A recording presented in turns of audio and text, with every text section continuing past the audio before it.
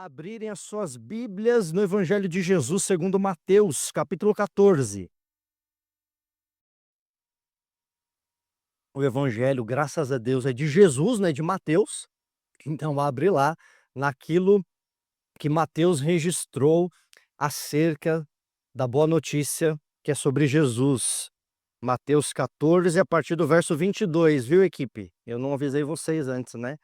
É, Brenão, aí foi falha minha, né? Ó, mas tu é rápido no gatilho aí, ó, já tá na tela. NVI, Mateus 14, 22, e a gente vai até o verso 33, amém? Localizaram? Quem não localizou, eu já vi que já está olhando lá, então a gente vai seguir. Diz assim a palavra de Deus: Logo depois, Jesus ordenou aos discípulos que subissem no barco e fossem na frente para o lado oeste do lago, enquanto ele mandava o povo embora. Depois de mandar o povo embora, Jesus subiu um monte a fim de orar sozinho.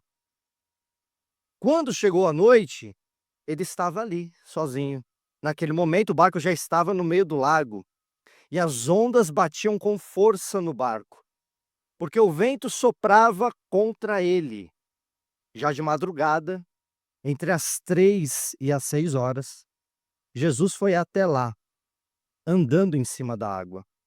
Quando os discípulos viram Jesus andando em cima da água, ficaram apavorados e exclamaram: "É um fantasma!" E gritaram de medo.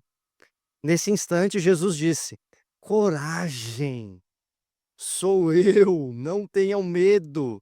Então Pedro disse: "Se é o Senhor mesmo, mande que eu vá andando em cima da água até onde o Senhor está."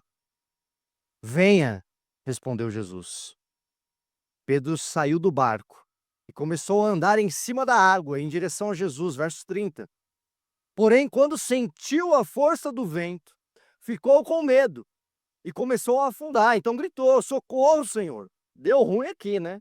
Se fosse na linguagem de hoje, deu ruim aqui, Senhor. Imediatamente, Jesus estendeu a mão, segurou Pedro e disse: "Como é pequena a sua fé, Pedrão? Por que que você duvidou?"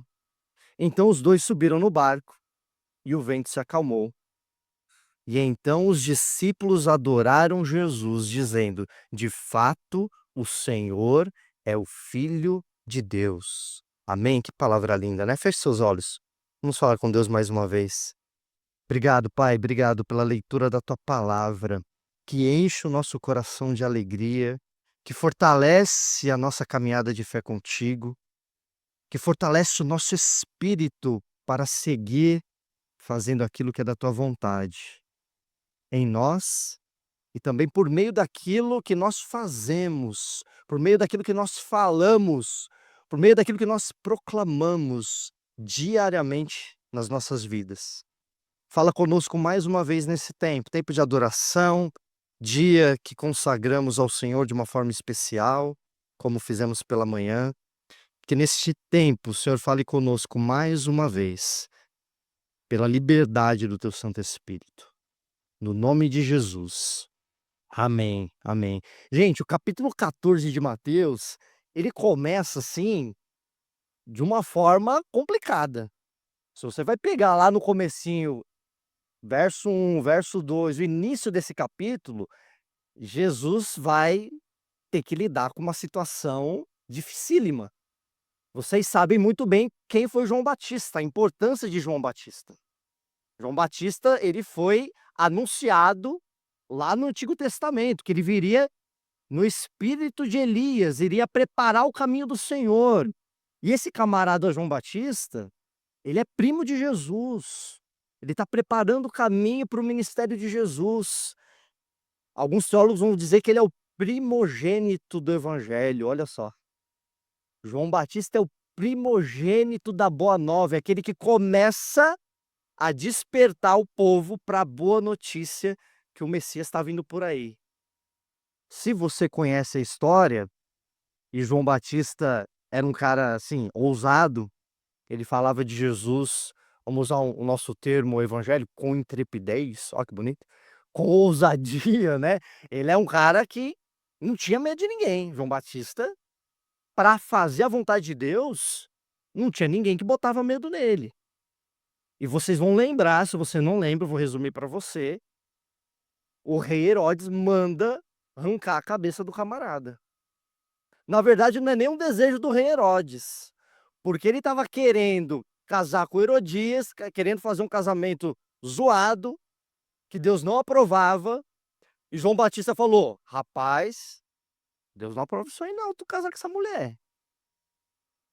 E aí Herodias ficou incomodada, a filha dela tá dançando lá para o rei Herodes, e aí o rei fica tão feliz, né, quem assiste The Chosen chegou nessa cena, deve estar se lembrando agora também, né, porque tem aí, deve ter tem música, tem clipe, as imagens são legais porque grava também, né, a gente lê, mas quando você tem um filme, uma série, você assiste, isso grava também com imagens na sua cabeça. Então ela dança, ela conquista ali, o rei fica: "Nossa, que dança sensacional que a filha de Herodias aqui, que eu quero casar com ela, fez". E aí ela manda pedir como prêmio, por aquela alegria toda que ela causou do rei, nada mais, nada menos que a cabeça de João Batista no prato. Isso é o começo desse capítulo 14 que a gente está lendo aqui. E isso acontece, gente, olha que coisa, cabeça de João, do profeta de Deus no prato. Isso chega aos ouvidos de Jesus. Agora, por um instante, faz um exercício. Eu sei que é difícil pra gente. Esquece que Jesus é Deus por um instante, mas ele é gente, né? Porque às vezes a gente fala: "Não, mas Jesus é Deus, Jesus não sentia". Não, gente, ele é Deus, mas ele é homem. Ele sentia. Teu primo foi degolado, Léo. Que coisa maluca. Ó a tristeza. O que que Jesus faz? Ele vai se isolar. Mas diferente da gente, que às vezes a gente faz isso, às vezes a gente se isola porque aconteceu alguma coisa ruim, e a gente fica sozinho com a gente mesmo. Isso aí é solidão. E a gente acha que não tem ninguém, nem do lado, nem em cima, e está sozinho mesmo. Jesus não é assim, Jesus sabe que o Pai está com ele o tempo todo. E o texto vai dizer que ele se recolhe, ele pega um barco, ele vai se recolher, ele vai se retirar de barco, num lugar deserto, para estar em solitude, que é diferente de solidão. Ele vai estar a sós com o Pai, porque o Pai conforta o coração dele, o Pai orienta ele, é o Pai que fortalece ele nesses momentos. Jesus, gente, está triste. Eu tenho certeza, Jesus já está no barco sozinho chorando, devia. Porque ele sentiu aquilo. Amava Jesus amava João Batista. Não morreu como falavam os antigos aí, não foi de morte morrida, né, foi de morte matada que costumam falar. Mataram o camarada, com requintes de crueldade. Isso afetou Jesus. Aí você fala assim, né, a gente como ser humano a gente pensa: "Poxa, nesse momento", os psicólogos estão aqui, né, você precisa processar o luto, não é isso, pastor Cícero e irmã Niclésia? Jesus precisava processar o luto, precisava digerir isso. Eu preciso me dá um tempo aí, né. Quem de nós não ia pedir: "Ó, dá um tempo pra mim, vou tirar um sabático agora, tirar um período sabático, porque olha, mal comecei o ministério, arrancaram a cabeça do meu primo? Ah não, parei por aqui, né, dá uns 6 meses aí pra mim pai, bota eu no banco de reservas, deixa eu botar minha cabeça no lugar aqui senhor". Aí não, olha o que acontece, a multidão: "Ué, cadê Jesus que estava aqui agora mesmo com a gente, abençoando a gente?". Ah não, Jesus está no barquinho lá, isolado lá, na cabeça dele, Jesus tá sozinho. Não, bora atrás dele. Ó, meu pai aqui com lepra, ó o outro aqui aleijado. Não, Jesus está curando todo mundo aí. Não dá sossego pro homem não. Traz Jesus, alguém vai buscar Jesus de volta lá, pelo amor de Deus. Gente, Jesus não tem tempo de lidar com a perda de João Batista.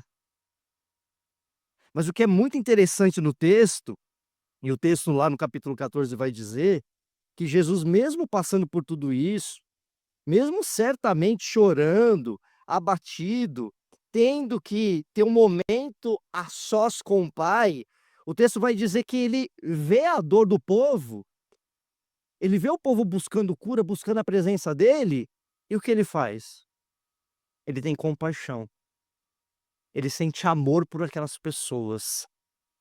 E o amor pelas pessoas, a compaixão pelas pessoas, faz ele assim, ó, numa virada de chave absurda, que eu tenho certeza que eu teria dificuldade de fazer isso que Jesus fez. Mas não é porque ele é Deus, é porque ele ama, presta atenção. Não coloca essa muleta na sua vida. Às vezes a gente pensa assim, né: "Não, mas ele virou a chave rápido da perda de João Batista e foi lá curar o povo, foi abençoar o povo, porque ele é Deus, né". Não, gente, ele é homem, e ele fez isso porque o amor dele é grande. Será que o nosso amor é grande o suficiente para quando a gente está passando por situações de luta, de dificuldade, a gente ter compaixão e conseguir acolher as pessoas mesmo na nossa dor? Será que o nosso amor consegue imitar um pouquinho Jesus? Qual que é a dificuldade que a gente tem de fazer isso? Se a gente tem dificuldade de fazer isso, a gente tem que pedir para ele: "Senhor", assim como ele foi buscar o Pai, a gente tem que buscar ele: "Senhor, me ajuda". Porque, gente, para pensar, eu tenho certeza que na sua vida, em momentos duros, difíceis que você viveu, teve gente que foi atrás de você pedir ajuda. Eu não tenho dúvida que às vezes você estava ali, como a gente diz, né, recolhendo os cacos e tinha gente te pedindo oração, tinha gente te pedindo um pão, comida, tinha gente pedindo abrigo, e você fala assim: "Meu Jesus, eu é que estou precisando ser cuidado, como é que eu vou cuidar?". Mas o grande amor do Senhor é o que move alguém que está passando por um momento de dificuldade, um momento de luta, um momento difícil, de se desdobrar em mil para ajudar. Quer um exemplo? Pensa nas mães. Gente, pensa a fase que, as mulheres, né, aí eu não falo com propriedade, mas as mulheres que já são mães, os hormônios como muda no processo da gestação e também no pós-nascimento da criança. E aí muda tudo, e às vezes a pessoa tá lá lavando louça, chorando, tá arrumando trocando a fralda do filho, chorando, não sabe nem por quê, porque é tanto sentimento, tanta emoção, aí o marido ficou desempregado, a criança acabou de nascer, aí você fala assim: "E aí, mas e o meu filho aqui que depende de mim? Se eu não cuidar dele, quem que vai cuidar?". A mãe não se desdobra em mil, mas não cuida do filho? E onde que a gente consegue reunir forças, gente, para abençoar e cuidar das pessoas, mesmo quando a gente está nesse momento? É só em Deus. É só através do Espírito Santo de Deus. Humanamente falando, a gente fala assim: Não temos como reunir forças", mas o Espírito de Deus é quem enche o nosso coração de amor, ao ponto de transbordar na vida do outro, mesmo a gente não estando 100%. As mães são exemplos clássicos disso. Na vida profissional também, com certeza você tem exemplos. Momento que você assim, ó, sabe quando você não está se sentindo valorizado no seu trabalho? Você fala: "Poxa, mas eu estou fazendo tanta coisa, não estou", principalmente quem é líder, né, quem já teve cargos de liderança nas suas empresas, às vezes você tá: "Poxa, eu já deveria estar ganhando mais, eu deveria ter mais benefícios, eu deveria ter sido mais valorizado".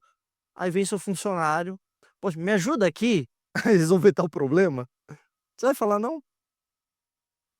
Como que você como que você nega ajuda pra uma pessoa que está pedindo ajuda?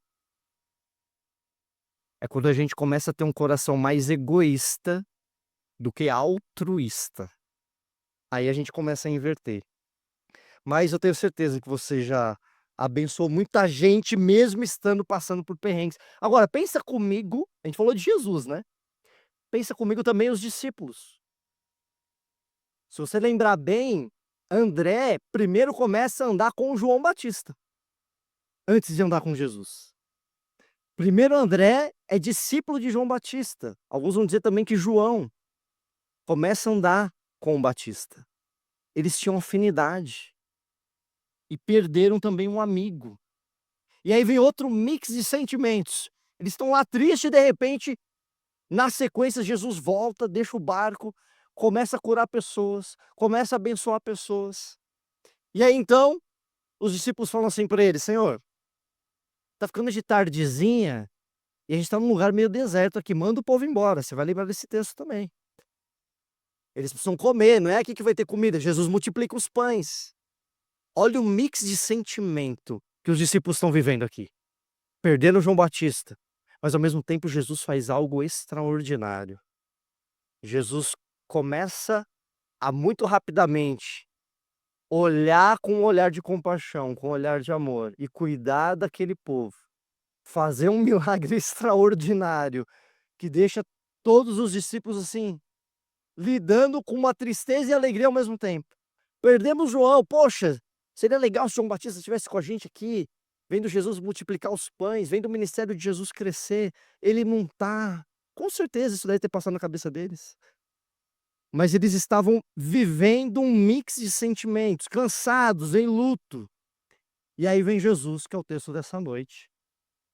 E a palavrinha no grego, que é um pouquinho difícil da gente falar, que Jesus usa para falar com os discípulos é a seguinte: enankazen. Enankazen quer dizer Jesus obrigou eles a entrar no barco depois da multiplicação dos pães. Gente, eu sei que vocês estão tristes. Eu sei que João Batista foi morto. Eu sei que vocês estão meio assim, abismados com o milagre da multiplicação. Mas agora é um outro tempo. Entra no barco e vai. É uma transição muito rápida, gente, porque o texto vai falar assim, ó, de tardezinha o povo chegou, Jesus multiplicou os pães. Quando acaba e começa a anoitecer, Jesus já fala, beleza, o povo já está alimentado, eu já abençoei o povo. Agora, discípulos, entrem no barco aqui. Aí eu fiquei lendo esse texto essa semana, eu falei, meu Deus, mas por que Jesus fez um negócio desse com eles, né? Do nada. Você pode pensar, parece que é meio do nada, né? Eu tô tendo que lidar com tanta coisa aqui, Jesus. Aí o senhor fala agora pra entrar num barco. E pro meio do mar. Que sentido que faz isso, gente? Na nossa cabeça não faz sentido nenhum. Vão ficar a gente aqui, vamos ver, será que Herodes vai vir atrás da gente agora? Eu pelo menos estaria pensando, preocupado com a minha cabeça no prato agora. Aí Jesus fala assim, não, pega aí Mariana, Caio, Ana Clara, pega os discípulos lá, pensa assim, ó, aí bota todos vocês num barco, vocês tristes, chorando, com um monte de pão e peixe, porque sobrou os 12 cestos lá, bota no barco e vai navegar sem rumo. Ué, eu acho que Jesus, acho que afetou mesmo a morte de João Batista, acho que afetou Jesus. Eu no lugar deles, estaria pensando assim. Eu acho que Jesus não está processando bem tudo que tá com, não assimilou legal isso aí não. Para nós, na nossa cabeça, não tem sentido essa cena, essa virada de cena, gente. Não é dias depois, não. É no mesmo dia. Na mesma, acabou, multiplicou os pães, alimentou. Entra no barco aí. Aí você fala assim, não, tudo bem, tá meio esquisita essa história. Mas aí eu imagino a cena, né? Pedro, Tiago, João no barquinho, né? Como que é a música? Pedro, Tiago, começa lá a arrumar o barco, e aí tem aquelas cordas, né? No cais lá, geralmente tem aquelas madeiras, e a corda tá amarrada, e tá desamarrando, e Jesus, aí tal, aí beleza, Jesus, a gente tá entrando aqui, aí Jesus vai dar um empurrão assim no barco, eu vou ali orar. Aí fala, não, nem no barco com a gente o senhor vai estar? Não é possível? Que lógica que tem isso?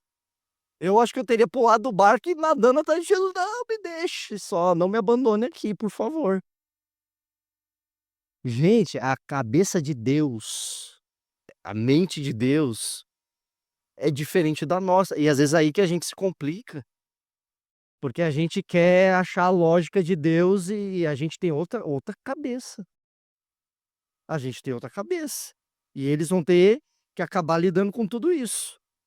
E para não, né, não tem nada que tá ruim, que não possa piorar, aí começa as nuvens escuras, começa a ficar de noite, os caras no barco no meio do nada, os trovão, os raios.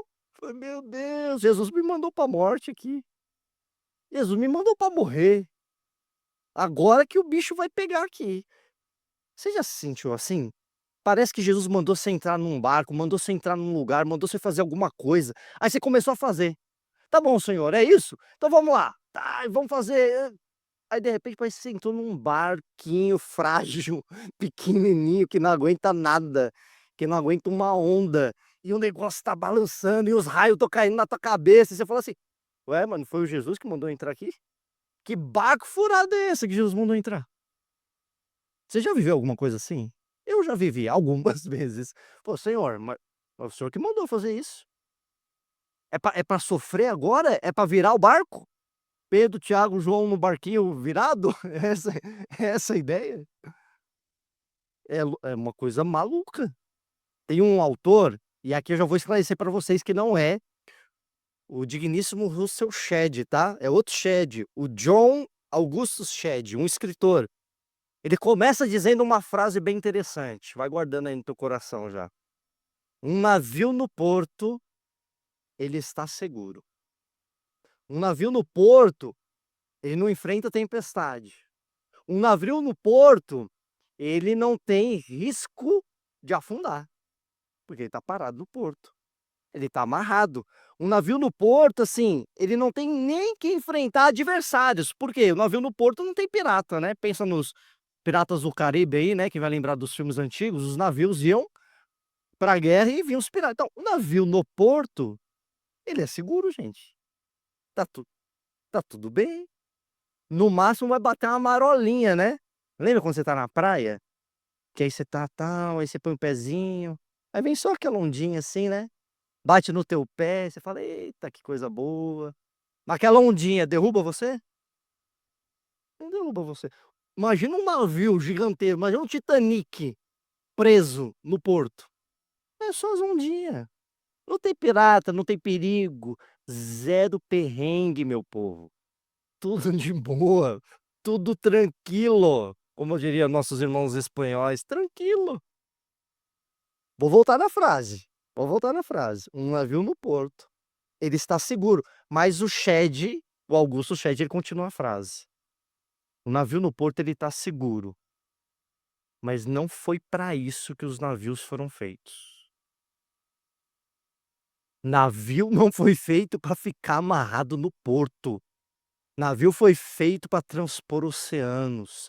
Navio foi feito para navegar, para desbravar o mundo, para levar alguma coisa de um lugar para o outro. Meus queridos, nós somos como um navio nas mãos de Deus. Quando você foi chamado por evangelho, não foi para ficar no seu porto seguro. É isso que está acontecendo com os discípulos. Jesus está provando a fé dos camaradas. Você acha que Jesus não sabia que havia tempestade? Foi de, como diria, foi de causo pensado que Jesus fez isso. Trocando em miúdos. Jesus fez exatamente aquilo que ele queria fazer. Vai para o meio da tempestade que eu vou orar. Mas vocês vão para o meio da tempestade. Porque eu estou provando a fé de vocês. Porque eu estou lapidando vocês. Não se faz bons marinheiros em mares tranquilos. Gente, isso nunca foi tão verdadeiro ou não tem nenhuma realidade que isso se aplica tão bem quanto ao evangelho, quanto aos discípulos de Jesus. Vai para o meio do raio lá mesmo. É lá que Jesus vai moldar vocês. É assim, um navio que nunca sai do porto é um navio que não cumpre a sua razão de existir. E nós fomos feitos para levar o evangelho adiante. Nós fomos feitos para transpor barreiras e oceanos. Aí você pode pensar na sua vida. Porque talvez para mim isso se aplique de um jeito, para você de outro. Qual é a ilha que você precisa chegar, que só você consegue chegar? Sabe aquelas ilhas inacessíveis? Tô falando de gente, tá? Se você não entendeu. Percebe? Quem é aquela pessoa que só o Guilherme consegue acessar para falar de Jesus? Barco, navio na mão de Jesus, ele manda para o mar, gente. Ele manda para o mar aberto. Ele manda para transpor oceanos. Só que muitos de nós vivemos presos nos nossos portos seguros. Por quê? Porque é gostoso. Porque é bom. Não é bom? Vinícius e Aline, casal, tá em casa só os dois, no conforto do lar? Esses dias a Cris falou: "Nossa, amor, faz tempo que não fica só nós dois sozinhos em casa, né, assistindo um filminho, né?" Tá sempre a Ayla Eloá, ai, sobe na cabeça: "Eu quero assistir Toy Story, eu quero assistir Moana". Eu falei: "Eu não quero mais assistir filme da Disney, eu quero assistir outras coisas com a Cris, com a minha esposa, eu quero ver outras coisas. É só desenho, desenho, desenho". Mas a gente ama esse lugar seguro, a gente adora. E claro, gente, que eu não tô sendo radical aqui, que você não pode ter esses momentos em família, eu tô fazendo aplicações. No evangelho vai ter algum momento que Deus vai te chamar para alguma coisa, que só você pode fazer, e você vai ter que atravessar esse oceano. Você vai ter que chegar em alguns lugares. Não é porque você é bom, ah, não, porque só Abraão consegue chegar naquele lugar. Não é nesse sentido. Não, porque Deus tem um propósito com alguém, com algumas pessoas, e ele escolheu você para cumprir. A obra é dele, você é um instrumento. A luz vem dele, para que a gente clareie, não é isso? O farol, para que a gente possa clarear aquelas ilhas que estão fechadas em si mesmas, que fecharam o coração para Deus. Quantas pessoas, meus irmãos, que fecharam o coração para Deus, que se decepcionaram com as suas famílias, que tiveram um casamento frustrado e a culpa é de Deus, que divorciaram, a culpa é de Deus, que tiveram dificuldade na criação dos filhos, a culpa é de Deus, que tiveram problema na igreja, a culpa é de Deus, e fecharam como uma ilha. E a gente pode transpor essas barreiras se a gente se permitir ser usado por ele, amém? Meus irmãos, não se enganem, quando a gente olha esse texto, né, e a gente vai falando aqui, eu fiz algumas brincadeiras com vocês, da atitude de Jesus e da postura de Jesus, parece que Jesus, assim, tá botando os camaradas numa enrascada por diversão, né, como se Jesus fosse maquiavélico, obviamente que não é isso. Quer ver como não é isso? No contexto aqui, acompanha aí, o verso 22, a sequência do texto. Na parte A do verso 22, ele vai dizer, logo depois, Jesus ordena aos seus discípulos que subam no barco e fossem na frente para o lado oeste do lago, enquanto ele mandava o povo embora. Ó o 23, ó. Depois de mandar o povo embora, Jesus sobe um monte a fim de orar sozinho. Se Jesus mandou você para um barco no meio de uma tempestade, pode ter certeza, isso não significa que ele te deixou sozinho. Ele está, mesmo que não fisicamente, mas ele está presente. Jesus estava no monte intercedendo certamente pelos seus discípulos. Certamente pelo desafio que ele estava colocando na mão deles, de estar num cenário totalmente atribulado, totalmente conturbado, e com certeza Jesus estava intercedendo para que eles tivessem fé e se permanecessem firmes naquele momento. Jesus não abandona os seus discípulos mesmo no meio da tempestade. Gente, tem algo que na teologia é importante a gente entender isso aqui. A gente é muito comum, para pensar nas suas orações. Eu mesmo paro para pensar nas minhas orações. Nós oramos por proteção de Deus. Nós oramos pela provisão de Deus, é ou não é? Nós oramos pelo cuidado de Deus. Nós oramos o tempo inteiro é coisa para nós, percebe? Proteção, cuidado, para nós, para nós, para nós. Jesus, intencionalmente, planeja esse momento e ora por tempestade na vida dos discípulos. Já parou para pensar nisso? Que às vezes a tempestade que você está vivendo foi Jesus que planejou? Hein, Malu? Tá um vucu-vucu na sua vida. Aí depois você vai entender que foi Jesus que planejou aquilo. Gente, é assim que Deus trabalha. O ponto é o quão íntimo do Senhor nós estamos para entender as tempestades que a gente que está causando. Tem essa também. Tem tempestade que é você que causa, porque você se enfia nos barcos que não é para se enfiar, que você se coloca nos lugares que não é para se colocar. E aí é tempestade humana. É problema que você mesmo que arrumou para tua cabeça. O que que tu tá fazendo aí? Mas tem tempestade que é Jesus que coloca a gente para moldar e para preparar a gente, talvez, para propósitos ainda maiores. Como que o discípulo identifica isso? Com intimidade com Deus. Tem outro caminho? Não tem outro caminho, gente. É a gente buscar intimidade com o Senhor. Jesus sabia que a tempestade estava vindo. Por que é que Jesus está me mandando para o meio da tempestade? É ou não é uma pergunta legítima? Você já orou assim para Deus, Senhor, por que é que eu estou vivendo isso agora? Já orou assim? Eu já. Por que é que essa tempestade está acontecendo nesse momento na minha vida? Por que que o Senhor está permitindo isso? E aí o barco, como eu disse, eu quero que você vai pensando nessa noite. O barco pode ser tanto um lugar que Deus te colocou como um desafio, mas também pode ser um lugar que você fez dele um lugar tão seguro, mas tão cômodo, mas tão confortável, que agora Jesus está querendo te tirar de lá e você não quer sair. E pode ser que isso está causando um caos na sua vida e você não quer sair. Por quê? Porque a gente é teimoso. Porque a gente não quer dar o braço a torcer e falar: Senhor, eu entrei nesse barco aqui, tem aquela música, né? Entrei de gaiato no navio, caí de gaiato nesse barco, e a coisa tá feia, a coisa tá zoada aqui, e eu não consigo mais sair.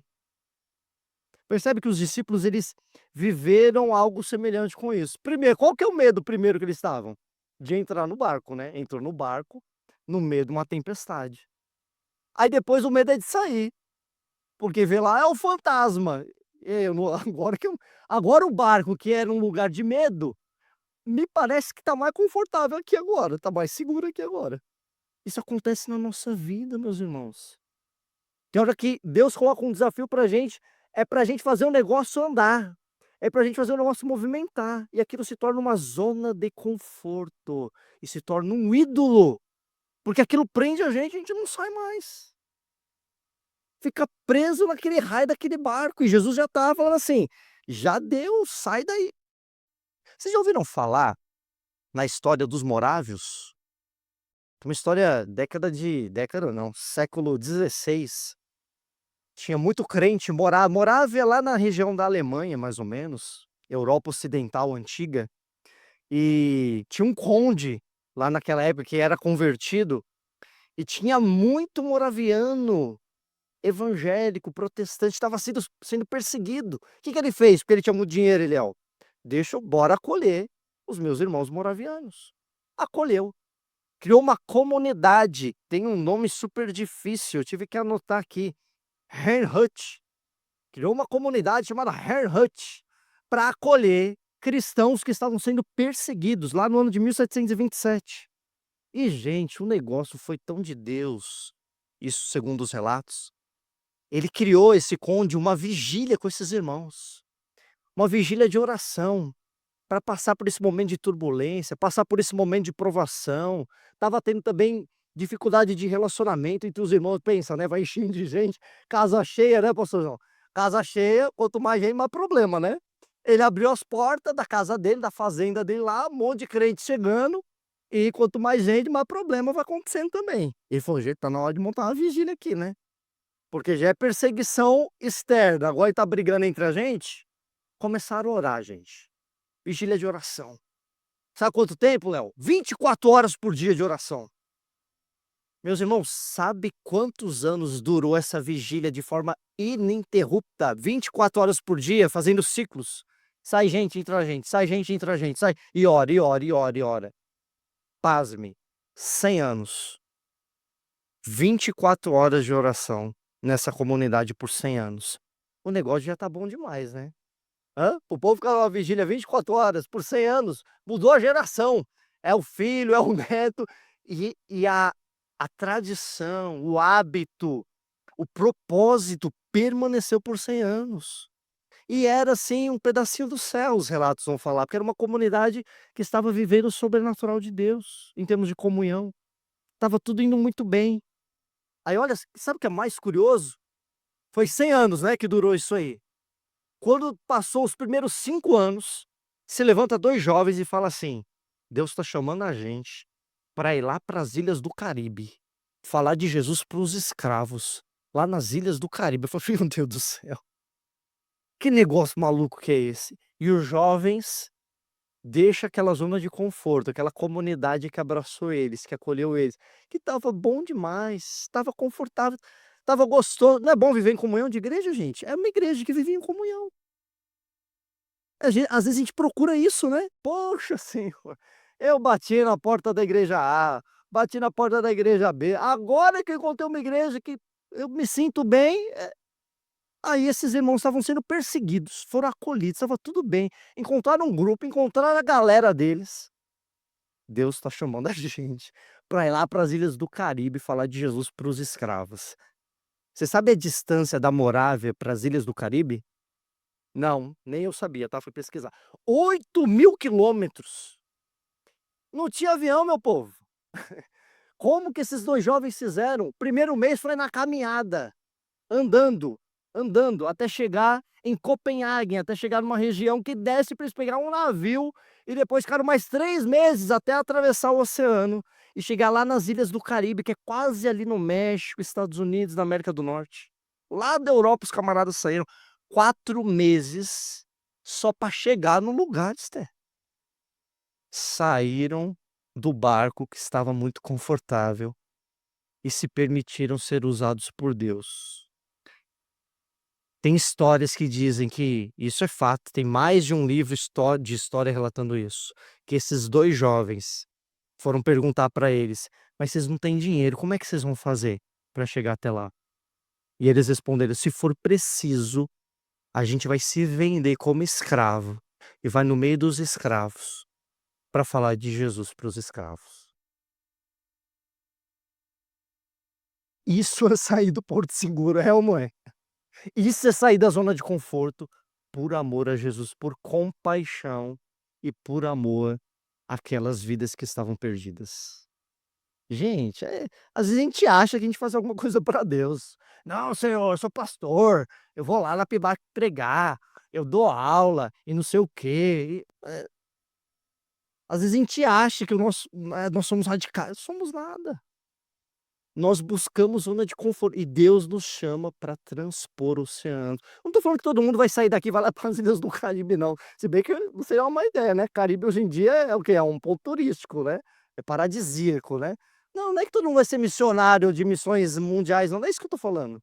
Mas qual é o oceano, o mar que Deus quer que você transponha, e você tá segurando, e você tá amarrando o seu barquinho lá no cais, e você tá permanecendo travado, não tá zarpando, não tá avançando. Acompanha comigo aí o que diz na sequência do texto, ó: "A tempestade vai continuando, os discípulos estão lá, e o vento tá forte, tá tudo escuro." Aí quando a gente chega no verso 25, olha lá, a partir do verso 25. A quarta vigília da noite, foi Jesus ter com eles, andando por sobre o mar. Os discípulos, porém, ao vê-lo andando sobre o mar, se assustaram, disseram: "É um fantasma", gritaram de medo. Mas Jesus imediatamente lhes falou: "Tenham bom ânimo, sou eu, não temam." Respondendo-lhe Pedro, disse: "Senhor, se és tu, manda-me ir ter contigo por sobre as águas." E disse Jesus: "Vem." Gente, era de madrugada, a galera com medo. Eu não sei se você parou para prestar atenção nesse detalhe. Olha a resposta de Jesus, quando eles estão com medo. É uma trindade de palavras que Jesus usa. Coragem, sou eu, não tenha medo. Coragem no começo, no final, não tenha medo, mas quem está no centro? Sou eu, Beatriz. Eu tô no centro. Pode vir. É isso que Jesus fala pra mim e pra você nessa noite. Você tá com medo, meu irmão? Jesus tá falando assim: "Pode vir que sou eu que tô chamando. Eu que tô chamando pra causa, eu que tô chamando pra missão. Sai dessa zona de conforto que você tá." A coragem que a gente tem que ter pra fazer aquilo que a gente precisa fazer, não é porque a gente é mais corajoso, é mais ousado do que o outro. É porque Jesus diz: "Vem, Abraão. Vem, vem que eu tô vem, Salvador, vem que eu tô contigo." Essa é a diferença, essa é a motivação que nós temos. Gente, a gente pode ter na nossa vida, diante de situações extremas e difíceis, cada um reage de um jeito. Cada um vai reagir de um jeito, à morte de um ente querido, a uma dificuldade financeira, cada um vai reagir de um jeito. Só que o Deus que chama a gente pelo nome é o mesmo. O Deus que diz: "Vem, Pedrão", é o mesmo que diz: "Vem, Caio, vem, André." Sou eu. É isso que faz a gente dar um passo de fé, é porque é Jesus que está chamando. Não é porque o cenário está favorável, não é porque a tempestade passou e o sol se abriu. Não, não é o contexto. É isso que Pedro diz, e Pedro, nesse ponto, nos ensina muito, gente. Porque às vezes a gente espera que primeiro o mar se abra, que primeiro o sol apareça. E Pedro aqui teve uma atitude, e Timothy Keller vai falar isso, a atitude de Pedro não é nenhuma atitude de coragem, olha que interessante. É uma atitude de confiança. Porque ele só sai quando Jesus fala: "Vem que sou eu, Pedro". Aí ele vai. "É você mesmo, Senhor? É você que está nesse negócio? É você que está nesse projeto? É você que está nesse ministério? É você que está me chamando para isso? Vem que sou". Se Jesus falar isso para você, meu irmão, vai tranquilo, vai seguro. Mesmo que a circunstância seja desafiadora, porque se é Jesus que está falando, a gente tem que ir. E eu penso que talvez a nossa oração esteja errada, porque a gente ora muito pelo nosso conforto, a gente ora muito para que as coisas vão bem para a gente na nossa perspectiva. E às vezes Deus está chamando a gente para sair da Morávia e ir lá para a Ilha do Caribe, e aí? Vai falar não? Você fala não para Jesus se ele mandar você ir? Pedro falou: "Se é o Senhor, pode me mandar que eu vou, pode me mandar que eu estou contigo, Senhor". Que você tem pedido para Deus, meus irmãos? Para pensar agora, a gente está caminhando para o fim da mensagem dessa noite. Qual tem sido o seu pedido mais frequente para Jesus? Como tem sido a sua oração? Qual a direção da sua oração? Qual o recheio do bolo, né, qual o conteúdo da oração? É só proteção? É só bênção? Ou é: "Senhor, manda eu ir, manda eu ir nos lugares que o Senhor está e que o Senhor quer que eu esteja também. O Senhor quer que eu vá pedir perdão para aquela pessoa? Se o Senhor dizer: 'Quero', vem, então eu tenho que ir. O senhor quer que eu seja menos orgulhoso, que eu vá ter aquela conversa difícil? A hora que eu penso em ter aquela conversa com aquela pessoa, me dá tanta tensão que dá até tremedeira. É o Senhor que tá mandando eu ir? Então eu vou, porque no Senhor eu confio. No Senhor eu me sinto seguro para resolver isso aqui". É isso, essa é a dinâmica do discípulo de Jesus. Isso aqui tá complicado para resolver. Esse ministério aqui, Senhor, olha, tá muito ruim. Aqui esse ministério aqui, nossa, tá muito difícil, tem muita coisa para resolver. A pergunta é: o Senhor que está te dando esse ministério para você assumir? Ou para você contribuir? Se é Jesus está falando: "Vem, Eliel", então vai, Eliel. Vai, mas vai tranquilo, cara. Vai tranquilo, vai dar bom. Não que vai ser fácil, mas que você vai estar fazendo a vontade de Deus. É totalmente diferente. Você vai passar pela tempestade, você vai transpor essa dificuldade. Pedro não sentiu coragem, mas ele confiava em quem estava chamando ele. O texto continua caminhando para o fim, verso 30. Porém, quando Pedro sentiu a força do vento, olha que interessante, ficou com medo e começou a afundar. Então gritou: "Socorro, Senhor!". Imediatamente Jesus estende a mão, segura Pedro e diz: "Como é pequena a sua fé. Por que você duvidou?". Você parou para pensar num detalhe aqui? O texto lá no começo vai falar que estava uma tempestade grande, e o Pedro estava no barco, ô Abraão, Pedro estava no barco, o vento já estava batendo. Aí agora fala assim, ó: Pedro começa a andar por sobre as águas, porque Jesus chamou. E aí o verso 30 diz: Pedro sentiu a força do vento. Ué, não estava sentindo antes não? Sabe o que é isso aqui, gente? É quando a gente para de olhar para Jesus, e a gente olha para o que está acontecendo à nossa volta, e isso faz a gente cair. É isso que faz a gente balançar na nossa fé. O vento já estava lá o tempo inteiro. O vento forte estava batendo. Não foi o vento forte que impediu ele de ir até Jesus, mas em algum momento Pedro vacilou. Pedro vacilou na fé. Como diriam os antigos, ele titubeou. Lembra dessa? Zacário titubeou. Vacilou, Pedrão. Por quê? Porque parou de olhar para Jesus e começou a olhar para o que estava acontecendo ao redor dele. É aí que entra a questão da fé. Da gente olhar para Jesus e falar: "Senhor, eu tô sentindo que o vento tá batendo aqui, tá forte, mas vou continuar olhando fixamente para Jesus, e eu vou caminhar na sua direção, Senhor, porque eu sei que o Senhor vai me segurar". Gente, quando a coisa dá ruim, quando a coisa começa a ficar feia, só tem uma coisa que o discípulo de Jesus pode fazer que é útil: falar que nem Pedro: "Senhor, socorro, me salva, me ajuda aqui, eu estava indo bem. O senhor me colocou no barco e eu estava lá, depois o senhor falou para eu saí, eu estava olhando para o senhor. Ó, eu aceitei aquele desafio, eu aceitei aquilo lá que o senhor me colocou, aquela família que o senhor me deu para cuidar, aquela pessoa que o senhor me deu para discipular, aquele ministério que o senhor me deu para abençoar. Eu estava indo na direção certa, mas bateu um vento aqui que, ó, Deu até uma balançada aqui para o lado. Socorro, Jesus. Gente, a gente tem para quem pedir. Nós temos a quem clamar. E ele é poderoso para fazer muito mais do que a gente pensa, Charlie, você tá imagina, me ouvindo? do que a gente acha que é bom. Sola em teus O braços. Senhor está sempre Desde os disposto, e o meus texto vai dizer isso. Jesus em nenhum momento fala assim: "Ih, vacilou aí, Pedrão. Rapaz, achei que você tinha mais fé em mim". Jesus não ficou zombando de Pedro, não ficou diminuindo Pedro. Imediatamente Você já tá Jesus no estendeu. mesmo tom, né? Isso é Não, amor, isso é compaixão. só levezinho. Isso é aquele que quer ver o Tá outro bonita. crescer na fé, quer ver o outro amadurecer na fé. E Jesus quer isso para sua vida também, meus queridos. Onde que você está hoje? Feche seus olhos. Queria que você pensasse. Que barco é esse que você está hoje? Que barco é esse que o Eliel tá, que a Esther tá? Que barco é esse que a Tabata tá, que a Elaine tá? E tantas coisas o Senhor já fez na vida de vocês, na minha vida, e muitas delas a gente aceitou, a gente entendeu que o Senhor colocou no barco, que estava uma tempestade, mas que era do Senhor aquele desafio, que era do Senhor aqueles planos. Mas em algum momento a gente olhou para o lado. E quando a gente olha para a esquerda ou para a direita e Jesus não está lá, a nossa fé vacila e a gente deixa de ser esse navio que avança no poder do Espírito Santo, na força do Senhor, que tem um propósito.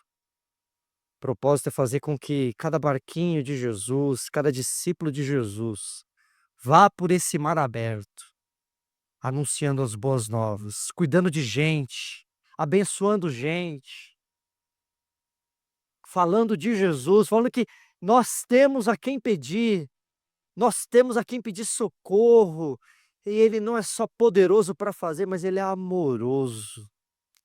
Ele nos ama ao ponto de imediatamente estender a sua mão, tua forte mão, e nos puxar desse mar agitado, e nos colocar de volta para o barco. Ah, Senhor, foi isso que aconteceu.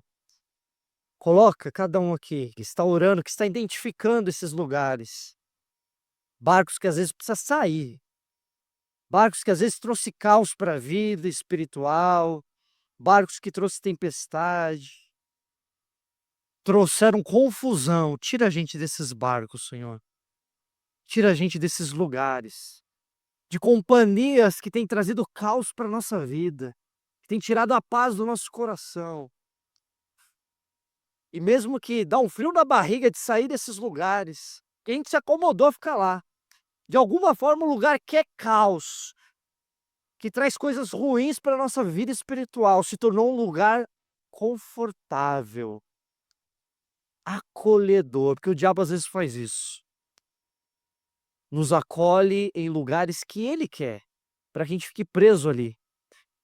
Mas Jesus diz: vem, meu filho, vem, minha filha. Sai desse barco agitado aí. Vem comigo que mesmo na agitação do evangelho, nas dificuldades do evangelho, nas tempestades que o evangelho acaba impondo a nossa caminhada, o importante é saber que Jesus está lá. O importante é saber que Jesus está no negócio. Nós queremos ir onde o Senhor está, Senhor. Nos lugares que o Senhor nos manda ir. E tira de nós aquele lugar que o Senhor quer que a gente saia. Vai sondando os corações nessa noite, Senhor. E vai trazendo clareza, porque a tua palavra é isso. Às vezes com o pastor Cícero falou de um jeito, com a Andréia falou de outro. Identifica esses lugares na vida de cada um. E faz o teu querer na vida do teu povo. No nome de Jesus. Amém e amém.